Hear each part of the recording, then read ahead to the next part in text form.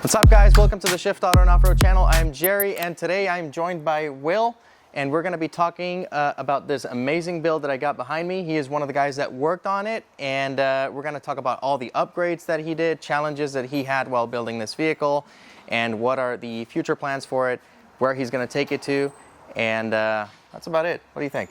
It's going to be a good episode. Let's go. So Will, talk to me a little bit about what's going on in the front end of this amazing Toyota. All right, so first off, we got a fully custom bumper bar that is tied in directly to the main bumper behind the fascia. We have a Warren winch integrated into the system along with the Flex Aero 4s from Kc Hilites. What are the challenges that you faced when doing this conversion? So the biggest challenge when doing the all-wheel drive conversion was trying to figure out how to combine the two vehicles into one. In order to convert it to all-wheel drive, we had to combine the 1989 Toyota Corolla all-track wagon with the 1989 Toyota Corolla GTS. One had a single belt driven cam engine, the other had a twin cam engine. So we wanted the best of both worlds, and thus we were able to create a twin cam, all-wheel drive Toyota Corolla using all 1989 Corolla technology. We have a fully functional snorkel. This snorkel is tied in to the OEM airbox. So continuing back, we have the BFG race, KO2s on Raceline wheels.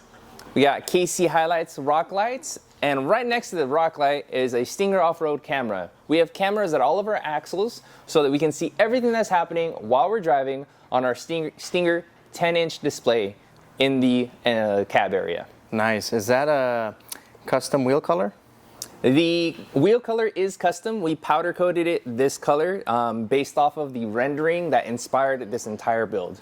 Oh, this was based off of a rendering. Who got that rendering? So Randy, my cousin over at KC, got tagged in a rendering of an AE86, which is a hatchback version of this vehicle.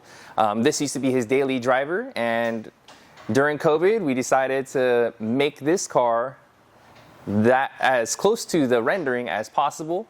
So if you look at a picture of the rendering and you look at this vehicle, they look very similar.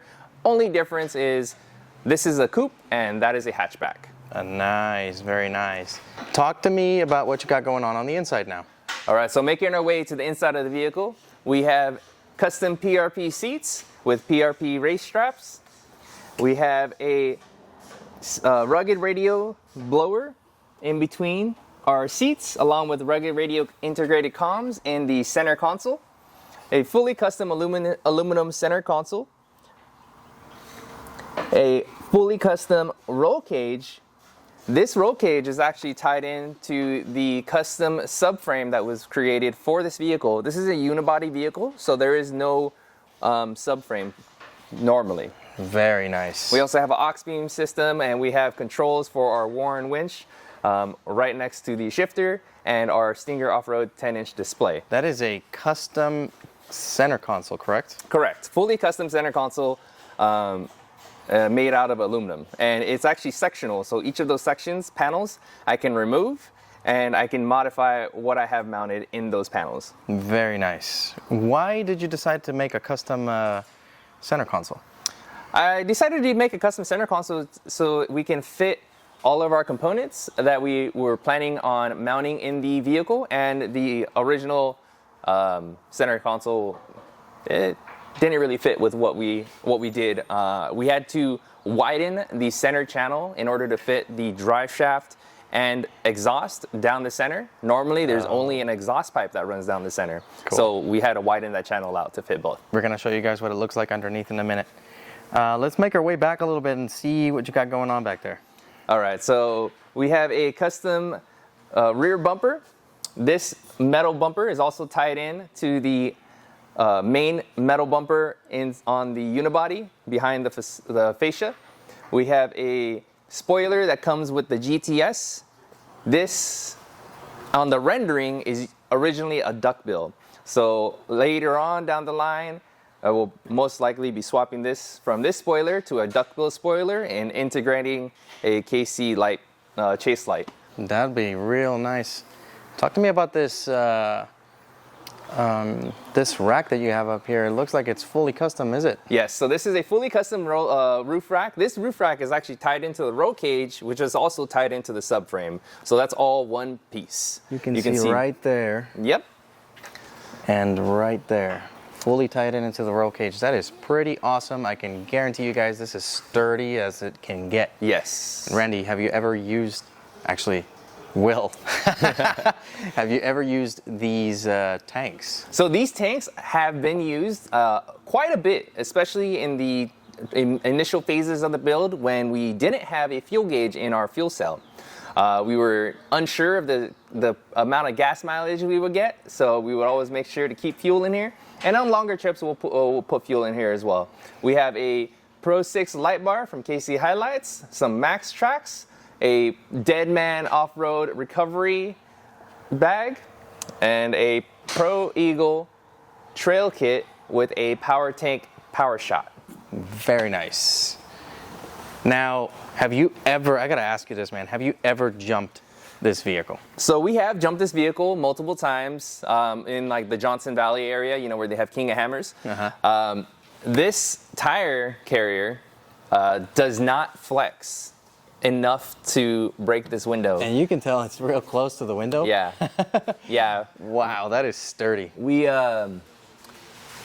originally were unsure if the condition of this window was going to stay the way it was after the initial jumps.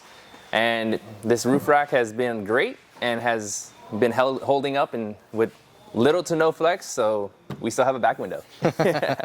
That's awesome. What about these rock rails? So we got fully custom rock sliders. These are also tied in to the subframe. So again, all one piece. Now for the rear suspension, we have Bilstein Eibach coilovers, dual rated all the way around. You can see the reservoir from here. And the rears, yes, have the external reservoir. Take a good look at these wheels, they're nice. We're gonna show you guys the suspension on this vehicle right now. It's pretty amazing what they did on the bottom once we put it on the rack. Okay, well, we are underneath the vehicle. Talk to me, let's go all the way from the front, all the way to the back. Talk to me about what you got going on down here. All right, so starting in the front, we have a fully custom skid plate. This skid plate, as you can tell, has definitely been used. Yeah, I can see the lines. What else you got? What do you got for suspension, for coilovers? So we have a custom Bilstein Eibach coilover set up in the front. We utilize components from the Gen 1 RAV4 lower strut housing, along with the Bilstein monotube insert and Eibach coilovers. Dual rated all the way around. These control arms are from a RAV4 older style, correct? The lower control arms are from a Gen 1 RAV4. We wanted something a little bit beefier. However, these are still not beefy enough, and I need to fix the camber, so I'm going to make custom lower control arms that will be able to correct that camber. Very nice. I see that you have cameras, and you also have lights, and you have limiting straps. You pretty much took care of every single detail on this thing. Yep. It's pretty good. Yes. Move on a little bit back. What do you got back here? Custom exhaust. Custom exhaust from MagnaFlow, custom drive shaft. It's a two-piece. And that goes to the solid rear axle that came out of the 1989 Toyota Corolla all-track wagon. You can see portions of the subframe that we created in order. Look right here. Nice. And then you tied in the rock rails to it. Pretty good. Yes, the rock rails are tied into it. And continuing back, you can see the subframe and the 4-link system that we have. So we have a triangulated 4-link system. We utilize components from Barnes 4-wheel drive. And we have our Bilstein coilovers, limiting straps here as well. It looks so good, dude. The 4-link is really well done. I'm surprised that Barnes made a kit to triangulate this differential. Okay, so finally in the rear, we have removed the spare tire from the original spare tire case, and we now have a fuel cell that sits in here. So you can see on the side a little bit of the fuel cell along with one of our other cameras that we have. That's right. You did cut the side of that to insert the cell. That's pretty genius, man. I can see you guys have used every square inch available on this body to make it work with the aftermarket components. That is really, really good. I congratulate you guys. You guys did a great job. Thank you. What else? Oh, you have lights over there as well. We have lights, cameras. So there's a camera right underneath that light, so that we can, or right next to the light, I can see it right there. so we can see. And then we have a access panel right up here, so that we can access the four-link system from the From the cab. top. Correct. Very nice. So that's a bolt. Have you ever needed to do that? When I was originally creating the setup and tightening everything down and making sure all the specs were right, the numbers, I was utilizing it. However, since we had it set in this position, I've mainly just been underneath the vehicle. Nice. Well, you guys did an amazing job, dude. I really do congratulate you guys for the work that you guys have done. And what are the future plans for this? So we plan on running NORA for our first official race. And the next phase of this build, as I'm going to be twin charging it. So I'll be adding a supercharger and a turbocharger to the 4AGE engine. I am currently in the process of building a second engine that is going to be able to handle the boost. Nice. How much power do you think this will make? We're looking to reach between 300 to 400 horsepower at the wheels. Currently, it's only 71.1 with the bigger wheels and tires and the all-wheel drive conversion. Gotcha. Okay. Well, I can't wait to see this finished, and I definitely have to take it out for a spin once it's turbocharged and supercharged, and I want to see what this thing can do, man. Oh yeah, it's a blast to drive as it is, and I can only imagine how much more fun it's going to be then. And that was it for the video. I hope that you guys liked it. Please don't forget to share it, hit that like button, and subscribe to our channel, and stay tuned for the upcoming episode as we lift a Lexus GX550, and I have to say, it looks amazing. See you on the next one. What's up, guys? This is Jerry. And yeah. So, what was I gonna say? I forgot what I was gonna say. Forgot what else. I was gonna say something else. There we go. Number 4, right there. Hey, Santos, can you cut the music? Try to keep it quiet, guys. Are